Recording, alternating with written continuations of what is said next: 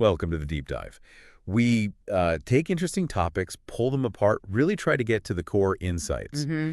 And today we're diving into something that feels almost too basic, hydration. Right, water. Seems simple. Exactly. But honestly, what we found digging through our sources, Hmm. it'll probably make you look at your water bottle a bit differently. Yeah, there's more to it than just quenching thirst. For sure. We got a good mix today. There's Peak Medical. That's a wellness clinic. They really break down the hydration brain power link. Okay. Then a study from PMC looking at college track and field throwers, pretty specific, right? Focusing on performance and recovery. Interesting niche. Heavy sweaters, probably. Could be. We've also got stuff from DoDay Personal Training. They see hydration as like this key performance unlocker for everyone. Makes sense. And finally, Throne Science. They have some pretty compelling data on how even small hydration changes mess with our heads, our mental game. Okay, so a real cross-section of perspectives. Yeah. And our mission really is just to pull out the practical, actionable stuff from all this. Why hydration is so critical mentally, physically, and maybe clear up some confusion. Sounds good. Where do we start? The sheer importance of water. Let's do it.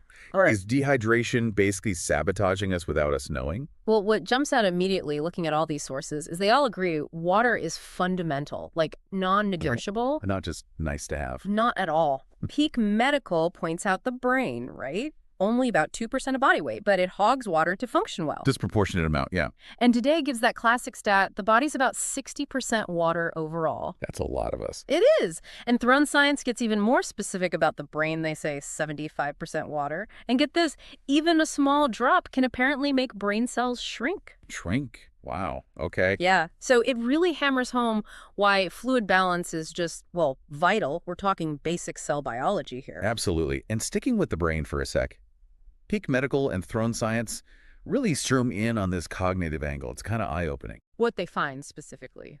Well, both basically say good hydration is pivotal for thinking. Peak Medical lists things like better memory, attention, decision-making, just feeling mentally clear. Uh-huh. But the kicker is, they say even mild dehydration, the kind you might not even notice, can cause real cognitive deficits. And Throne Science digs into that even deeper, right? They get specific. Yeah, they really do. They talk about impairments in short-term memory, paying attention, even doing basic math. The arithmetic. Seriously. Seriously. Yeah. And visuomotor, tracking, coordinating eyes and movement, plus slower processing speed, trouble concentrating. So basically, makes your brain sluggish. Pretty much. And what's wild is they say slight dehydration, like before you're even really thirsty, has these measurable effects. That's kind of scary. It makes you wonder how often we're operating below par just because we need a glass of water. Totally.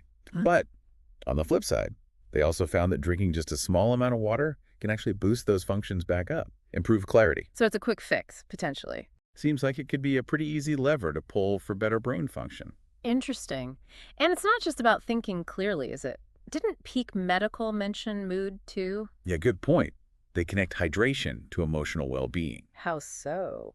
They explain that being properly hydrated helps keep neurotransmitters, the brain's chemical messengers, in balance. Ah, okay. Which means potentially fewer mood swings, more emotional stability, and the reverse.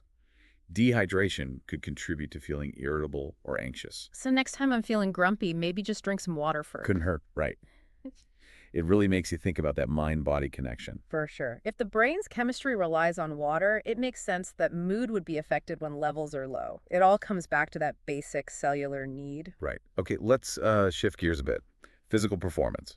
The PMC study on throwers and the DoDay stuff. Yeah, the athletes. What did the PMC study find there? They stressed how vital hydration is for performance, obviously, but also injury prevention and recovery. Okay, makes sense. They found that being even a bit dehydrated, they called it hypohydrated, puts extra strain on the heart and cardiovascular system. Not good during exercise. Definitely not. And it lowers physical capacity, which then increases the risk of musculoskeletal injuries, pulls, strains. Ouch. Did they quantify the performance drop? They did. They reference findings that, like, a 2% dehydration level could mean roughly a 2% drop in strength, Okay. a 3% drop in power, and get this, a 10% reduction in high-intensity endurance. 10%. That's huge for an athlete. Absolutely massive. Yeah. That's the difference between winning and losing or getting injured. Wow. And they mentioned sweat rates vary a lot too, right? Yeah, hugely. Which just reinforces that hydration needs are really individual, no one-size-fits-all answer. Right. And today, personal training, they saw this across the board, not just for elite throwers. Exactly. They highlighted running and strength training specifically. Mm.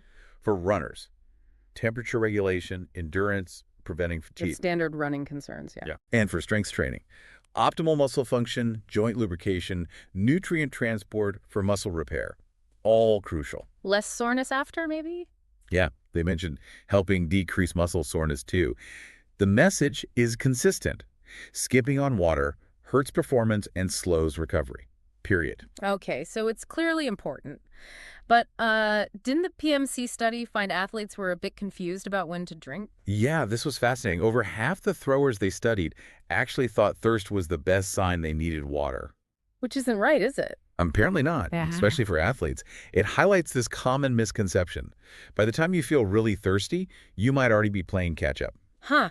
So waiting for thirst is potentially too late. especially if you're pushing yourself physically or even maybe mentally. Right. So what are the good strategies then? How do we stay ahead of it? Well, Peak Medical keeps it simple. Consistent sipping throughout the day. Don't wait until you're parched. Just make it a habit. Exactly. And the PMC study mentioned recommendations from the National Athletic Trainers Association, Like what? like drinking fluids before exercise, a good amount hours before, then topping off right before you start. Okay, preloading. And during exercise, replacing what you lose through sweat, aiming to lose less than 2% of your body weight. That 2% number again. Yeah, seems to be a key threshold. And they also suggested monitoring urine color. Simple, but effective. The P test. What are we aiming for? Pale yellow is generally good. Darker means you probably need more fluids. Got it. Easy enough check. And DoDay echoed a lot of this. Consistent sipping, tracking intake, if that helps you. Some people like using apps or marked bottles. Right. And eating hydrating foods, Mhm. cucumbers, watermelon, Plus, they also flag urine color. Aim for light. Everyone agrees on the urine color thing. Seems like a reliable, low-tech indicator. Did they get some general daily targets, too, like 3.7 liters for men, 2.7 for women, roughly? But stressed athletes need more. And Throne Science mentioned urine color too. Yep. Clear to light yellow is good. Darker yellow or orange, maybe dehydrated. Okay, so consistent intake, watch the color. What about sports drinks? When do they come in? The PMC study looked at that, didn't it? It did. And found some confusion there among athletes, too. Yeah, about when to use them. Right. Basically, water is fine for shorter stuff. But for long, intense exercise, sports drinks have an edge. Why is that? The electrolytes. Electrolytes, yeah, like sodium, Yeah. potassium, lost in sweat.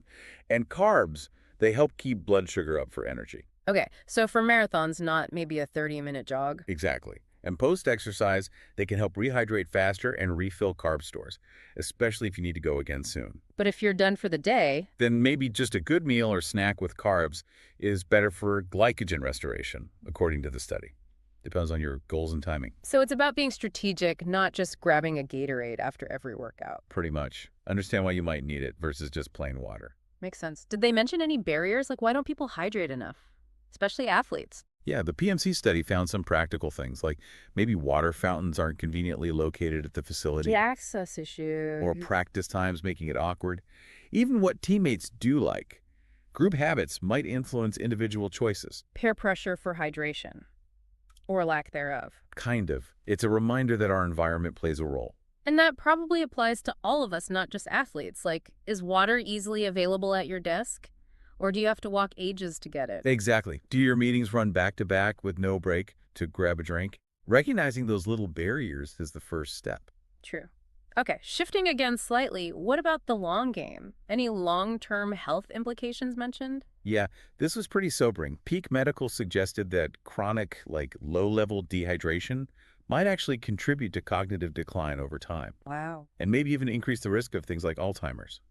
They frame hydration as a long-term investment in brain health. That puts a different spin on it. It's not just about today's performance. Right. And today added to that, mentioning research linking chronic dehydration to maybe accelerating aging How? by contributing to inflammation and oxidative stress in the body. Plus, potential links to blood pressure issues, kidney function, heart health. So it really impacts overall systemic health over time. It seems that way. It's much more than just thirst. Definitely. Is there anything else? Any other ways to hydrate? Peak Medical mentioned IV hydration therapy. Ah, the drips. Yeah, as a really fast, efficient way to replenish fluids. Good for quickly tackling brain fog or fatigue, they suggested. Some even add nutrients. So like a quick boost for those who need it or maybe have trouble absorbing fluids normally. Seems to be the idea. A more direct route. But probably not necessary for most people on a daily basis, right? If you're just consistent with drinking water. Yeah, I think that's fair. For most of us, just consistently drinking water, maybe watching those urine color cues, using the other strategies that should cover it. Okay. So let's try and wrap this up. It will boil it all down. Hydration isn't just about not feeling thirsty.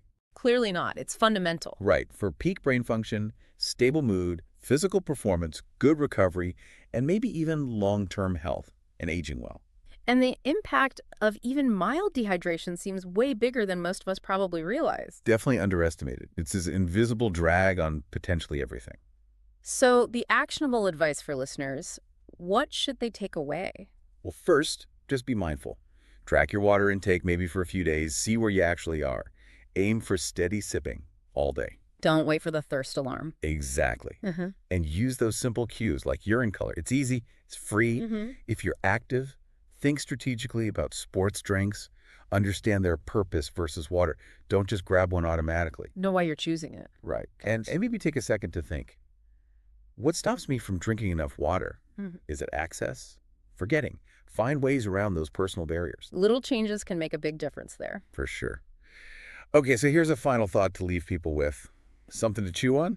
Lay it on us. Given everything we've discussed, how even slight dehydration can measurably impact your thinking, your physical ability, how could consciously making hydration a priority become like your secret weapon? A performance enhancer hiding in plain sight. Exactly. For unlocking peak performance in, well, whatever you do. Yeah. So the question is, what small change could you make starting today to tap into that potential? Good question. Definitely food for thought or water for thought.